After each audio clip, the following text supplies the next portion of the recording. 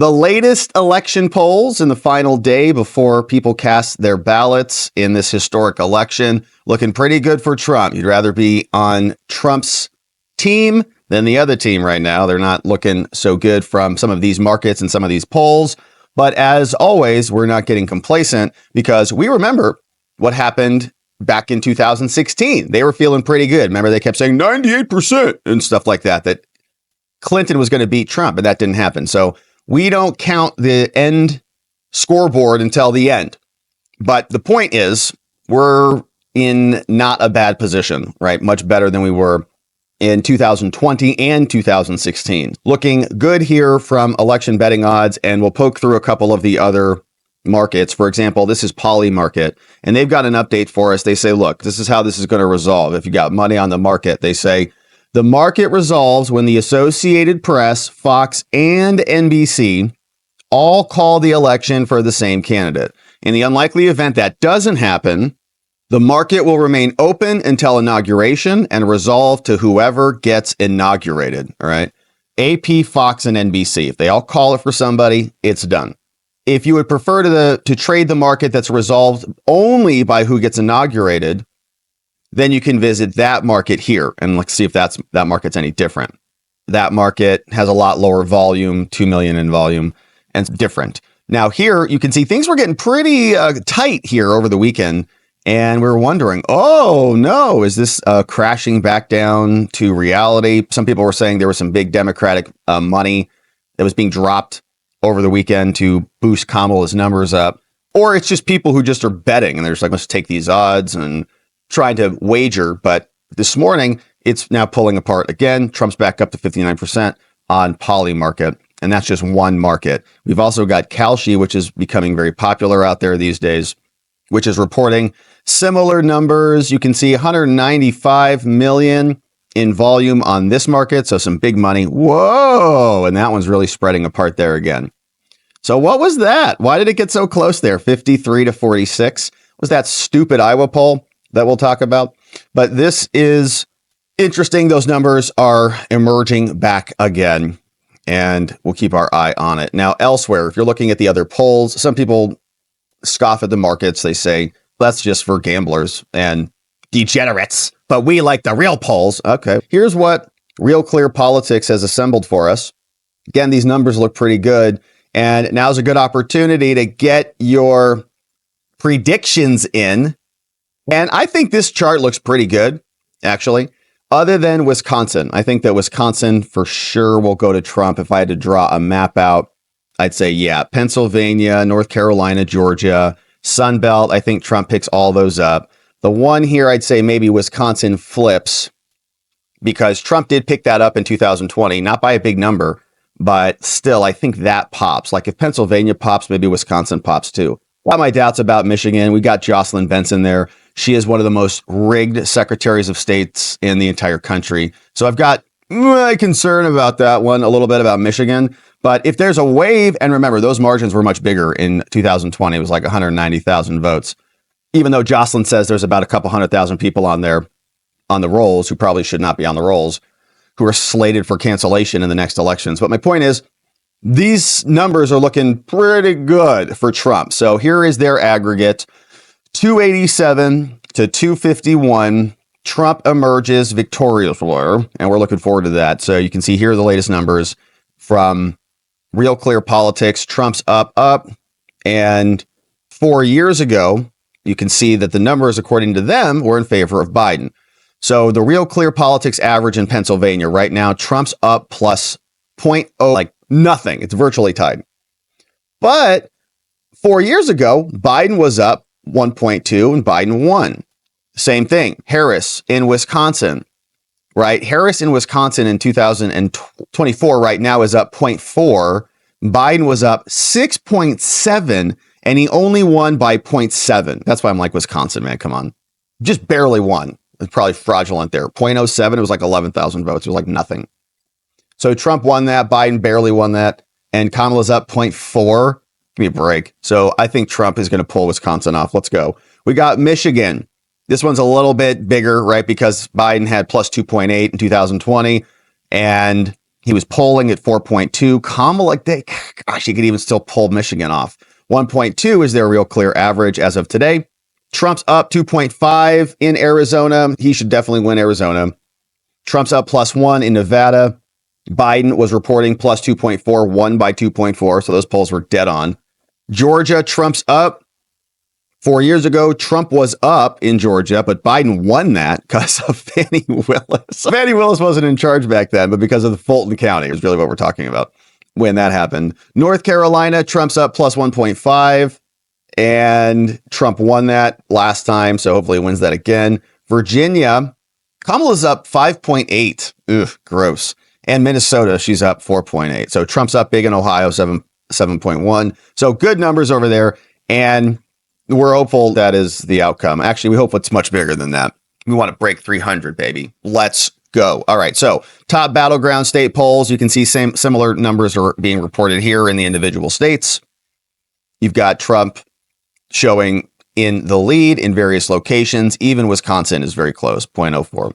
So you can see looking good. Now, obviously, not getting ahead of ourselves. Decision Desk HQ, they reported this number from The Hill, and The Hill gave us these details from their 2024 elections.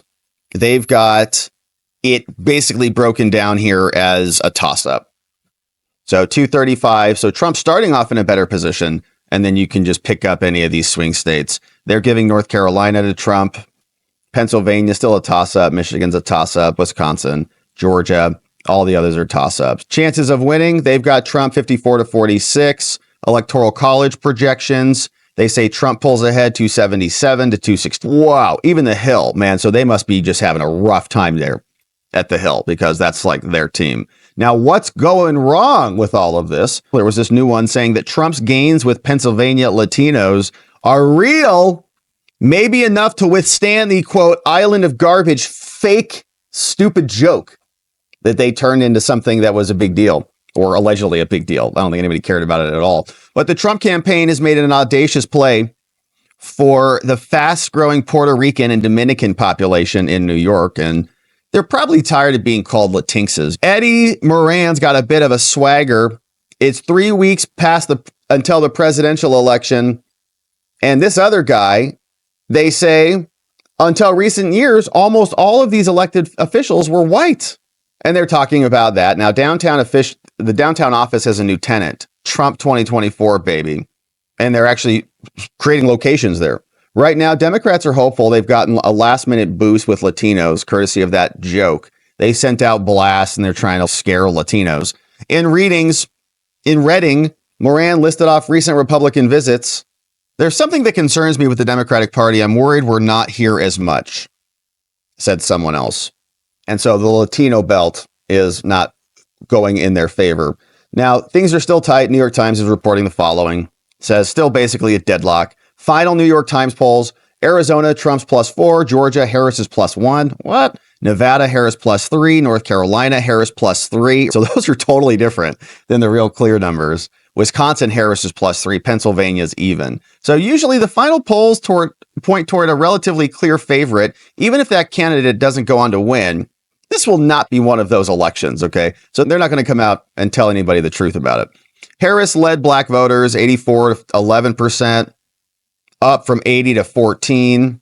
The overall effect of these swings is somewhat contradictory. On average, Ms. Harris fared modestly better than our last round of surveys of the same states, but her gains were concentrated in the states where she was previously struggling. Meanwhile, the so-called blue wall, Michigan, Wisconsin, Pennsylvania, does not look quite as formidable of an obstacle to Mr. Trump as it once did. Yeah. A word of caution. Hypothetically, many of these late deciders might have told a pollster earlier that they were Harris voters. If only we had called them at that time and asked them to formulate an opinion they hadn't made yet. As a result, the responses to this question don't necessarily explain the shift. But Nevada and early polling, one of Ms. Harris's best results was a 3-point lead in Nevada. That's surprising. Of all the swing states, Nevada has arguably produced some of the worst polls for Democrats. More recently, Nevada has given Democrats some of their most disappointing numbers in early voting. Some Republicans leading in the one state where early voting has tended to be a useful indicator. So what's going on?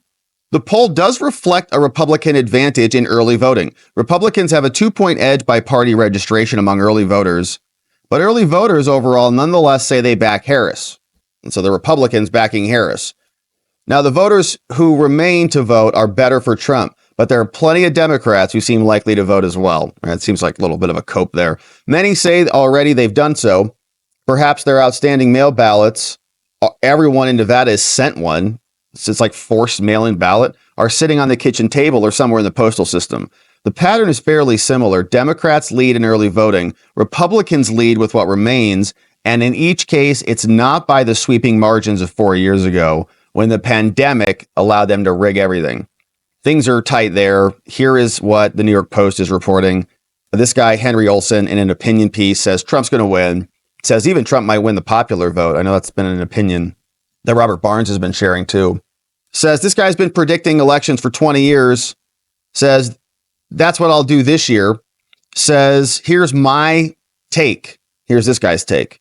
Here's how analyst Henry Olsen predicts things will play out in the Electoral College. All right. So he's got Wisconsin going back over to Trump, which is basically the map. I think it's the same map that I just articulated. He picks up the Sun Belt. He picks up Pennsylvania. He picks up Wisconsin. That's the game. All right. Says the weight of the evidence leads me to predict that Trump is going to win this. And under a best case scenario, he'll also pick up the popular vote. Otherwise, if he doesn't, he's going to win 297 to 241. Harris will win the popular vote 49.6 to 48.3. Good predictions, man. He's got percentage point predictions. Trump's victory will also carry the GOP to enhance Senate wins, which you would imagine. He said, I did my own examination of national likely voter polls and averaged their partisan crosstabs together. I found that Harris leads with Democrats by 89 points, while Trump leads with Republicans by 87 points. This is likely an insufficient margin for Harris to win because of the way Trump's coalition punches above his belt, his weight class. His blue-collar, white-heavy voting bloc is a larger share of the vote in those very important states, Michigan, Pennsylvania, Wisconsin. That's why he could beat Hillary even after he lost the popular vote. Yeah, they're probably getting a little bit nervous out there. And in fact, they are getting nervous out there because Trump is going to emerge victoriously. So let's carry on. And here is what I mean. Democrats are now admitting the early voting numbers are looking scary for their side. Here's MSNBC's Jen Psaki and another individual, Obama's former campaign advisor, clipped over for us from Gunther Engelman, who shared this on MSNBC, looks a little bit nervous out there. Okay, what's their biggest concern right now if you're the Harris team? Look, I think it's a couple things. The early vote numbers are a little scary, and you and I have been texting back and forth. Republicans didn't do what they did last time. Last time Trump said don't early vote, and so they didn't. Republicans do have an advantage in early vote numbers. When the early vote come in, it's going to look a little bit different than 2020, and that's scary. Okay, what's their biggest concern? It's going to look a little different. That's scary for them. Republicans are turning. Now, we also had this report. This is James Blair, Trump's director, came out and says that New York Times Siena poll that we looked at says this is ridiculous. Okay, their numbers are off. They're just picking a Democratic constituency to poll. I want to read this from Nate Cohn. This is the New York Times polling that I showed our viewers here. Across these final polls, white Democrats were 16% likely to respond than white Republicans. That's a larger disparity than our earlier polls this year, and it's not much better than our final polls in 2020, even with the pandemic over. It raises the possibility that the polls could underestimate Mr. Trump yet again. We do a lot to account for this, but in the end, there are no guarantees. How do you read that? I think it's covering. I think that they know where things stand. Look, in all of those polls, in all the battleground states, I heard Carl before this talking about the recalled vote, they've set the electorate to the left of 2020, which doesn't comport with what we know, which is that all of these electorates have moved to the right, just on a registration eligible electorate basis itself. And obviously, we see that starting to manifest in the early voting pattern. I think that they're putting some cover out there because they're going to underrepresent President Trump's support. What they essentially are saying there is, we got too many Democrats in the survey. We don't have enough Republicans. We know that, but we're going to publish these numbers on the eve of the election anyway. And they're doing a lot of that, is what it seems like. There was that other poll from Iowa that they're just thrilled about, and it was hilarious. I was watching some of CNN last night, and Anderson Cooper and all of them like, whoa, a new poll. You guys are really thirsty for some good news. That's how desperate you are. That's how upset you are that you have one random poll from Iowa and you think there's going to be some Kamala resurgence or something. You can even see it here. Here's Gavin Newsom. He got asked about this. He's like, yeah, no, it's amazing. I'm like reinvigorated right now. I feel it's interesting. I've been on a journey like most people, feeling great, feeling stressed, feeling doubtful. The last 2 days, I don't know what it is. I think it's maybe the dust settling after Madison Square Garden, seeing how that went, like a roller coaster. But something's happened the last few days, and I'm telling you, that Des Moines Register poll. He's a very expressive guy. He's doing these things a lot, but he's really elevating it right here. And you can see the fear in his eyes right there. Can't you just see it? Even just that random pause, kind of fear, like, oh, crap, we're in big trouble. He's waiting for this dust to settle from Madison Square Garden. What are you talking about? Biden already came out and called everybody garbage on Trump's side, and that put that to bed a long time ago. Okay, that was just done. Because one guy was a comedian making a joke. The other guy was the president of the United States. Even if he is demented currently, he's still the president.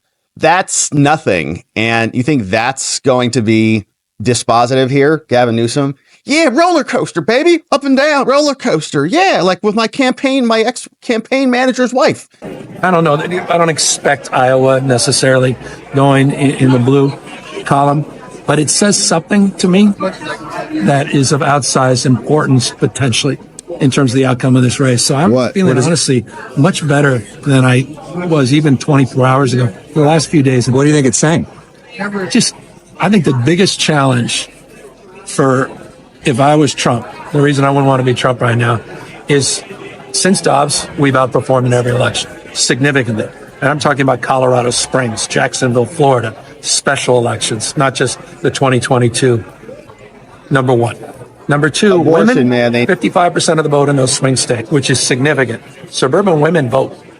And young men, where Trump has put so much time and energy and this sort of the bro culture, everything else, they don't vote at those numbers. And I think suburban women generally, and I think it's reflected perhaps in that poll, there's something going on. And that, to me, could be determinative. Doesn't he look just freaked right there in his body language? No, it's just like something's off all right there, Gavin.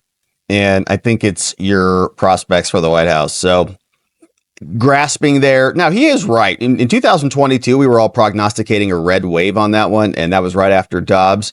And then it was not good because of the Dobbs decision and the massive turnout of women, presumably, is what caused that red wave to fizzle.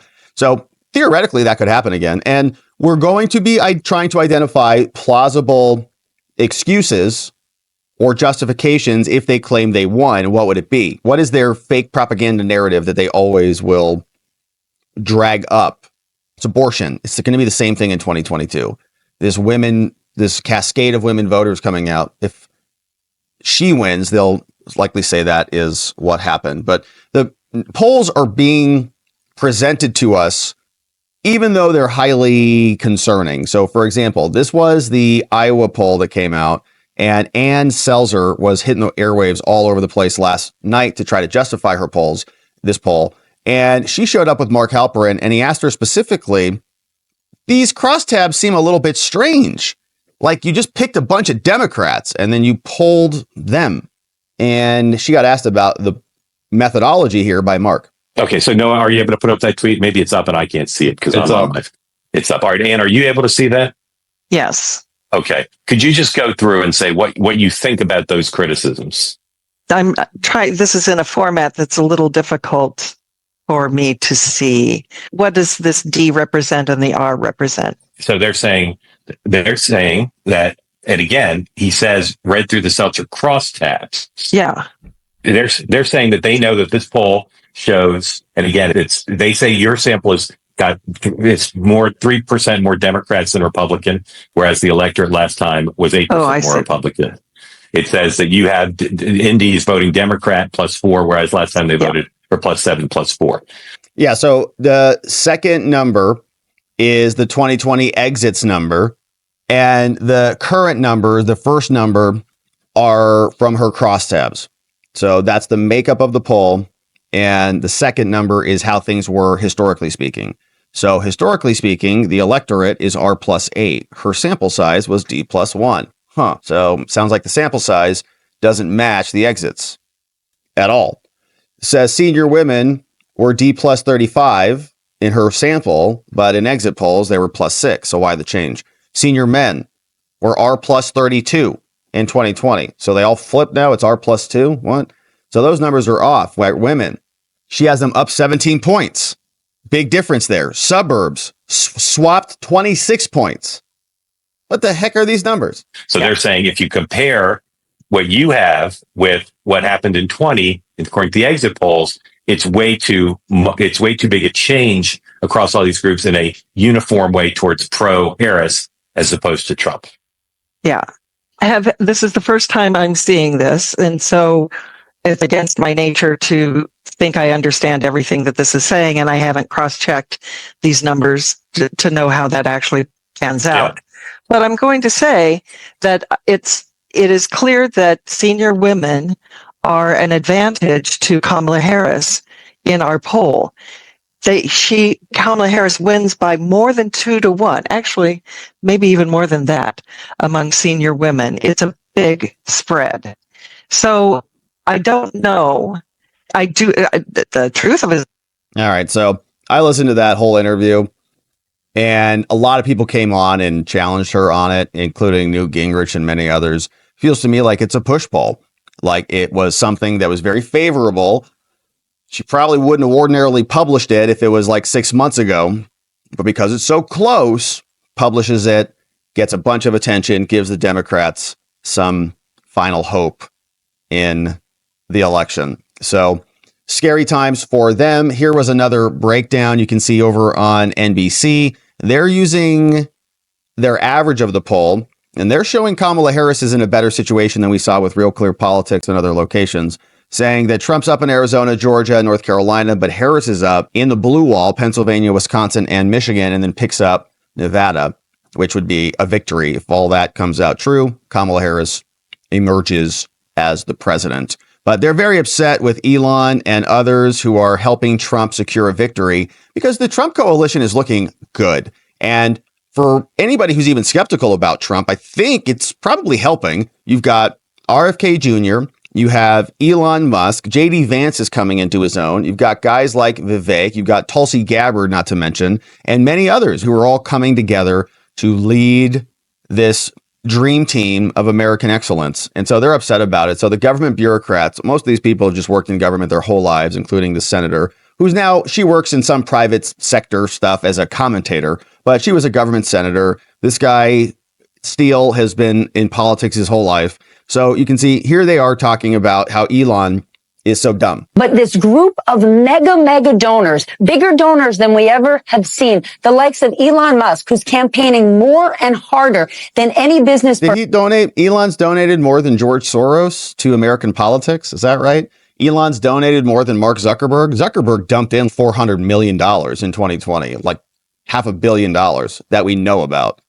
I don't think Elon's come close to that, to my knowledge. Person who might end up with an official or unofficial role in a Donald Trump administration. What do you think about all this? And what are people telling you? I think it's really scary territory. We have some billionaires in this country. And if you look at the top. You had J.B. Pritzker come out and talk at the DNC, who's a billionaire. 10 donors to Donald Trump. They've given over $1 billion to just the top 5. Yeah. And that was not counting how much more Musk has spent. Musk is in Pennsylvania. He thinks because he can do rockets and electric cars that he can figure out how to get people to vote. But he's got a hard assignment because the people he's trying to get to vote are low propensity voters. They're people that don't vote all the time. In fact, this bro thing that they get the young men, the reason they're bros is because they don't care about voting. Yeah. They're not going to vote. Yeah. They're really hard to get to the voting place. Wow. So she's coming after the bros, which is like a personal attack.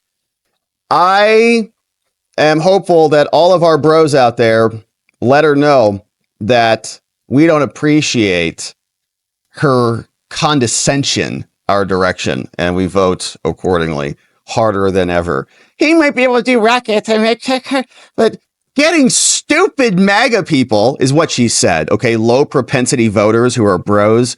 She just called us all stupid morons because we listen to podcasts and we think it's impressive when Elon catches 20-story building rockets out of the sky. Yeah, it's pretty cool. She's upset about it. She'd rather sit around and talk on MSNBC about equity and diversity or whatever. So bitter that Elon is just crushing out there. And they're responding now. Now, they posted this. We'll listen to a little bit of it. I think it's it's interesting to hear what the other side is thinking about this. But here is what they posted on Sunday from the Kamala people. They say the election is almost here. And they posted these videos. It's Jen O'Malley and it's Kamala's campaign person who's telling us everything's great. All right, just relax, Democrats. Calm down. Hey, everyone. I'm Jen O'Malley Dillon back here with you to give you an update, this time on election night.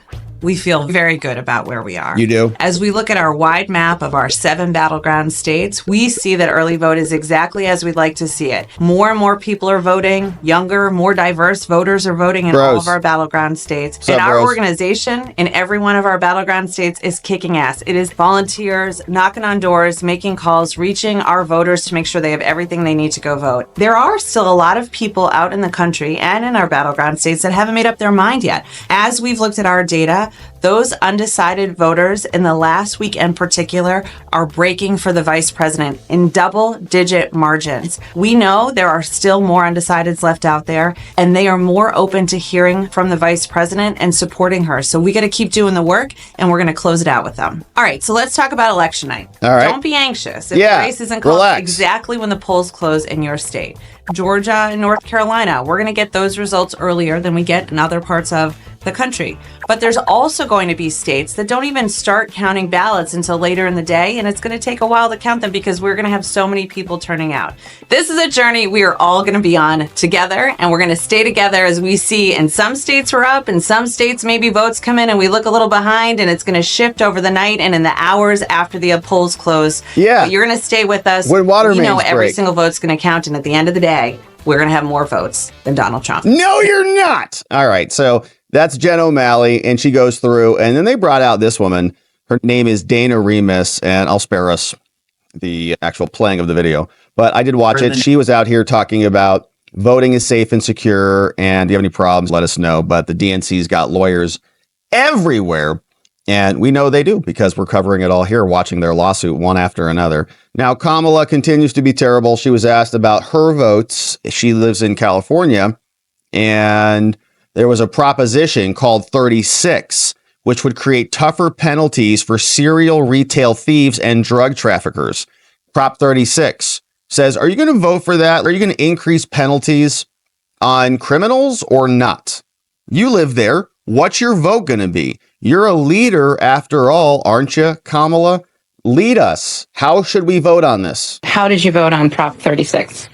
So my ballot is on its way to California, and I'm going to trust the system that it will arrive there. Okay. And I am not going to talk about the vote on that because honestly, it's the Sunday before the election, and I don't intend to create an endorsement one way or another around it. But I did vote.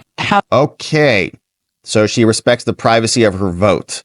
Politico says that she avoided answering the question. Speaking to reporters during remarks at the Greater Emmanuel Institutional Church of God in Christ in Detroit, she answered questions on Gaza and how her campaign would respond. But she said, yeah, my ballot's in. When asked, Harris would not say whether she voted for Prop 36. She didn't want to endorse a position. The non-answer is also a way for her to avoid wading into a tricky policy area just days before the polls close. So pathetic. As voters continue to remain concerned about crime, and Republicans use it as a top election year issue. I'm not going to talk about the vote on that because honestly, it's Sunday. And this is going to happen any minute now. What on earth? So, and the media's, oh, okay, great. Good answer. Sounds good. Here's what Joe Scarborough sounds like. And Mika, they're super upset. They're probably waking up seeing the same polls we're seeing, and they're not happy about it. Be careful if you're nearby the Brzezinski household over these next few days. Not going to be nice. I will ask the question that I think is a fair question to ask. What, Joe? Who raised these people? Yeah. My mama. Because they were not raised by... My mama did. My mama did. She's amazing. I love you, Mama. anybody in my neighborhoods that I grew up, any middle class neighborhoods that I grew up in, these people were not there. I grew up in a lower class neighborhood, man. We were not even middle class. And my mama did a hell of a job. Single mom raising 3 boys. That's who raised me there, Joe. They were not raised. They weren't in the classes I went to growing up. Probably not, because you were probably pampered. Where'd you go to school? In elementary or middle or high school or college. They just weren't there. That wasn't the America I grew up in, where people would laugh at the idea people of press getting shot. So I guess everybody's so stupid because we didn't go to the same schools that Joe did. Everybody would sit around and like, what? What's he talking about? Or again, the laughing at the Puerto Rican joke. Look at even Al Sharpton. Things laughing at the Puerto Rican joke. My God, that Puerto Ricans are a pile of trash. Are laughing. Everyone groaned in it. Everyone in the room groaned at that there, Joe. It wasn't even anything that was elevated by the campaign in any way, shape, or form. It was universally castigated, even if it was a joke. At his 82, 83-year-old man being bludgeoned nearly to death. That's an applause line? That's a laugh line? The Paul Pelosi thing was very weird. I'm not in favor of anybody getting their head beat in, of course, but they tried to smear the right with that. They tried to say that was a right-wing attack operation or something like that. That's where we got offended, and that's where we started to poke fun at it, because it was very strange. The 911 call was strange. We watched the body cam video. It was strange. It looks like he had a glass in his hand and like they were hanging out. And then there was an attack that happened once the cops showed up. The whole thing was weird as hell. All right. And the dude who did it was living in some bizarre place that had "we're all one people" flags all over the place. Strange stuff there, Joe. What you're making up, all of these things you're outraged about, you're making up in your own mind. That's why you're so upset. Again, who are these people? Where are they coming from? And who raised them? My and mama. How did Donald Trump twist their point of view so much in 9 years that the brutalization of an 83-year-old man is something to laugh about, or the shooting of press members is an applause line? Yeah, laughs and cheers when Trump suggested the press should be shot. And my friend, he didn't say that. He didn't say the press should be shot. He said they had to shoot through them to get to him. legendary photographer at the AP, Evan Vucci, who's traveling with the Trump campaign here, says that as each rally goes on, particularly last night in Georgia, the threats from the crowd to the press, they're there in the arena, only growing. They're really concerned there about this. Okay, well, you guys should call the cops, okay? If there's a real true threat, that's a crime. They're not allowed to do that. And we don't condone that at all. But you know what? People are upset with the press because they're lying hacks because of people like Joe Brzezinski, who comes out and screams at the rest of us, "You didn't go to my school with me, so you're too stupid to know what's good for yourself in America." And so shut your mouth and listen to Joe and his wife there on MSNBC, lecture all of America. Got it. Now, once again, here is Mark Halperin, and he had some inside knowledge on what's cooking over there in Wisconsin and saying she's in trouble over there. Okay. First of all, revelation for me today regarding the battleground states. It remains the base case that Vice President Harris is unlikely to win, according to my sources in both parties. Not a sure thing, but unlikely to win Georgia, North Carolina, Arizona. If she doesn't win those 3 states, she must sweep Pennsylvania, Michigan, and Wisconsin. As forecast here a long time ago, it appears that she's basically back to where Joe Biden was on the eve of the debate. One electoral college path to exactly 270 electoral votes. Our intense focus for the rest of the way will be to continue to monitor to see whether she can actually win North Carolina, Georgia, or Arizona. Does not appear to my sources now that she will. Can she win the 3 Great Lakes states? And the focus has been on Pennsylvania. Here on this platform, we did a 2-hour show called It's All About Pennsylvania. And what I'm here to tell you tonight, based on my reporting with Democrats and Republicans nationally and in both those states, that it could be that Kamala Harris wins Pennsylvania but loses the White House because she loses Wisconsin. Michigan remains a bit of a puzzle. Both Kamala Harris and Donald Trump are doing dueling rallies near each other in Wisconsin tonight. Fitting, as far as I'm concerned, for my reporting, because as I said, my reporting is that she's in trouble in Wisconsin. This is based on 3 sources, 2 Republicans, 1 Democrat, all of whom know the state quite well, and all of whom told me today the same version of they would be somewhere between surprised and shocked Kamala Harris won Wisconsin. Wow. Okay? Doesn't mean she's not going to. All I'm telling you is to reorient yourself away from news framing that says It's all about Pennsylvania. The winner of Pennsylvania will win this election. That's become the mantra. The winner of Pennsylvania will win. I'm here to tell you, she may well win Pennsylvania and win the election, but she could win the Pennsylvania and lose the election because she doesn't win Wisconsin. Watch Wisconsin. Washington Post poll today of Pennsylvania, 48-47 Harris within the margin of error. On message, a Republican firm did some polling. Put that tweet up, please. It's a Republican firm, but they're very good pollsters. Alex Castellanos can testify to that. Very friendly with them. You put that up? Poll tweet? Don't think they have that one. Okay, so anyways, good numbers there in Wisconsin. We'll keep our eye on it.